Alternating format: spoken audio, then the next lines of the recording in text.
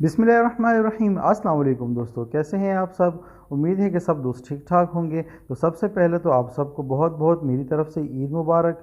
तो आज हम आपके साथ शेयर करेंगे शीर खुरमा की बहुत ही मज़ेदार किस्म की रेसिपी। तो दोस्तों, ईद का दिन हो और मज़ेदार सा शीर खुरमा खाया ना हो तो ऐसे कैसे हो सकता है। तो बढ़ते हैं रेसिपी की जानिब। बिस्मिल्लाहिर्रहमानिर्रहीम। तो यहाँ पर हमें चाहिए 1 लीटर दूध और अब हम इसे गर्म करेंगे। सबसे पहले हमने इसमें चीनी ऐड करनी है। चीनी आप अपने हिसाब से रख सकते हैं, मीठा आप अपने हिसाब से रखें। तो यहाँ पर हम इसमें 1 कप चीनी ऐड करेंगे और दूध को हम बॉईल करेंगे। तो यहाँ पर आप देख सकते हैं कि दूध में उबाल आ चुका है और चीनी इसमें अच्छी तरह से घुल चुकी है। और अब हम बाकी का जो काम है वो स्टार्ट करेंगे। तो यहाँ पर हमने दूसरी कढ़ाई ले लेनी है और इसमें हम थोड़ा सा ऑयल ऐड करेंगे। आप चाहे तो घी का इस्तेमाल भी कर सकते हैं, देसी घी का भी इस्तेमाल भी कर सकते हैं। ऑयल थोड़ा सा गर्म हो जाए उसके बाद हम इसमें ऐड करेंगे कुछ ड्राई फ्रूट्स। तो ड्राई फ्रूट्स में हमने यहाँ पर लिया है थोड़ी सी खजूरें और बादाम हमने लिए हैं, थोड़ी किशमिश ली और थोड़ा सा अखरोट हमने लिए हैं, वो हम इसमें शामिल करेंगे और लो फ्लेम पर हम इसे रोस्ट करेंगे। रोस्ट करने से ये होगा ये थोड़े से क्रंची हो जाएंगे और इसका जो टेस्ट है वो 10-20 गुना बढ़ जाएगा। तो यहाँ पर बिल्कुल लो फ्लेम पर हमने इसके रोस्ट करना है ताकि ये ख़राब ना हो। तो चले जी, ये तो हो गए रोस्ट। और अब हम इसमें ऐड करेंगे सवियाँ। सवियों को हमने लाजमी थोड़ी देर पकाना है इसमें ताकि जो उसका जो कच्चापन है वो बिल्कुल ख़त्म हो जाए। थोड़ी देर के लिए हम इसे पकाएंगे। तो चलें जी दोस्तों, ये काम भी हो गया। अब हम इसमें दूध ऐड करेंगे जो हमने पहले से ही बॉईल करके रखा हुआ था, वो हम इसमें ऐड कर देंगे।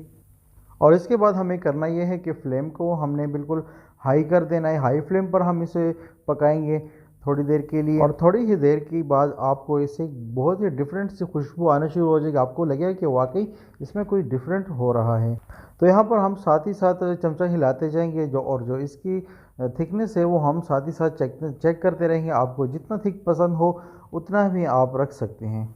अच्छा, तो आपने इसके बाद एक और काम करना है, वो ये है कि आपने इसमें थोड़ी सी इलायची 2 से 3 अदद इलायची ऐड कर देनी है। अगर आपको पसंद है तो आप ऐड करें, वरना तो इसे स्किप भी कर सकते हैं। इससे ये होगा कि जो हमारा शीर खुरमा है उसमें एक बहुत ही ज़बरदस्त किस्म का फ्लेवर बनेगा और बहुत ही अच्छी सी खुशबू आना शुरू हो जाएगी। तो अल्हम्दुलिल्लाह यहाँ पर जो हमारा शीर खुरमा है वो अच्छी तरह से थिक हो चुका है।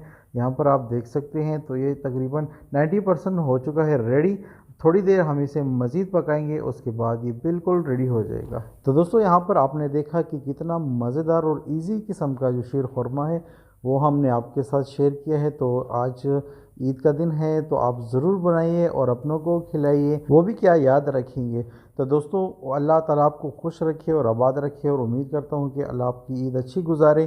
तो ऐसे मज़े मज़े की रेसिपीज़ देखने के लिए हमारे चैनल पर विज़िट करें। चैनल पर नए हैं तो चैनल को सब्सक्राइब कर दें, साथ में बने बेल आइकन को भी प्रेस कर दें ताकि हमारी हर नई आने वाली वीडियो का नोटिफिकेशन आप तक सबसे पहले पहुंच सके। दोस्तों, चैनल को सब्सक्राइब ज़रूर किया करें, ये आपकी मोहब्बत होती है, आपका प्यार होता है, आपकी तरफ से हमें एक इनाम होता है और हमें हौसला अफजाई मिलती है और हमें पता चलता है कि हमारा कैसे काम कर रहे हैं। तो हाज़िर होते हैं किसी नेक्स्ट रेसिपी के साथ। अपने भाई को दीजिए इजाज़त। अपना बहुत सारा ख्याल रखें, दुआओं में याद रखें। अल्लाह हाफिज़। और लास्ट में फिर ये कहना चाहूँगा कि आप सबको पाक चाइनीज़ फूड सीक्रेट्स की तरफ से बहुत बहुत ईद मुबारक।